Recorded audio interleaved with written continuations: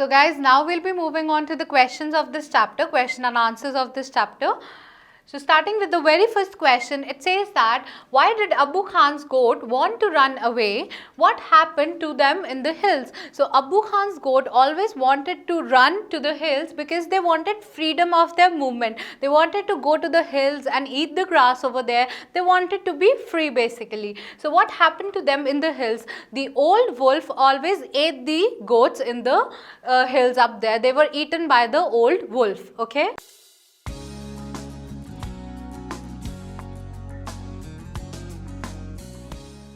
Next question is question number 2. Abbu Khan said no more goats in my house ever again.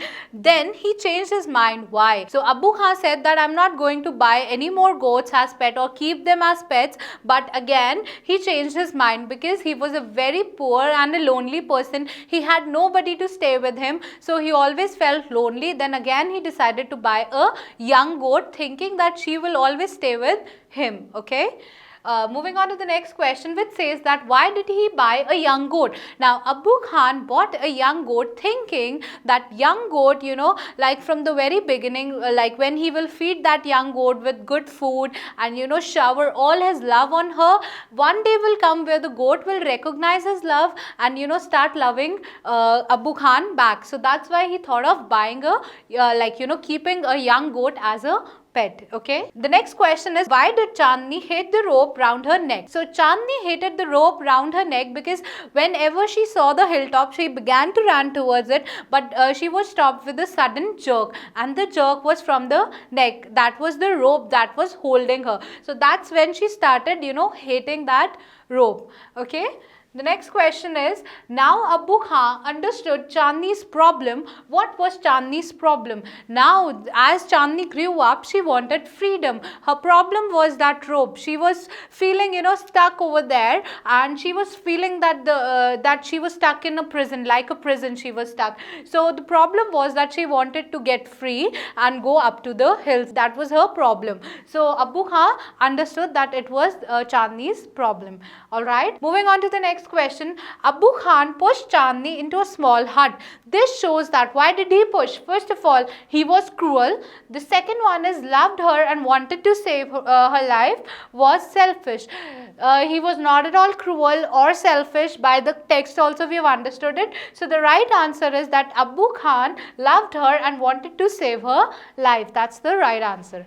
Okay.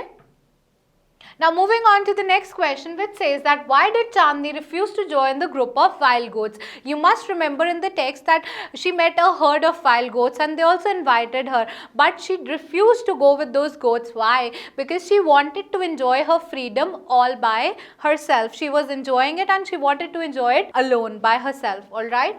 The next question is, Chandni fought the wolf because, why did she fought the wolf? She fought the wolf because she thought that she was stronger than the wolf, she hated the wolf, or she had to retain her freedom at all costs. So the third answer is right. She wanted to retain her freedom which she's got from there, from the Abbu Khan's compound. She wanted to retain that freedom at any cost. Okay. Moving on, the next question is, why did the old wise bird say Chandni is the winner? The old wise bird said that Chandni is a winner because she fought till the last breath. Like, not quitting and not giving up is also a sign of a brave fighter. So she was called the winner because she was fighting till her last breath. Okay.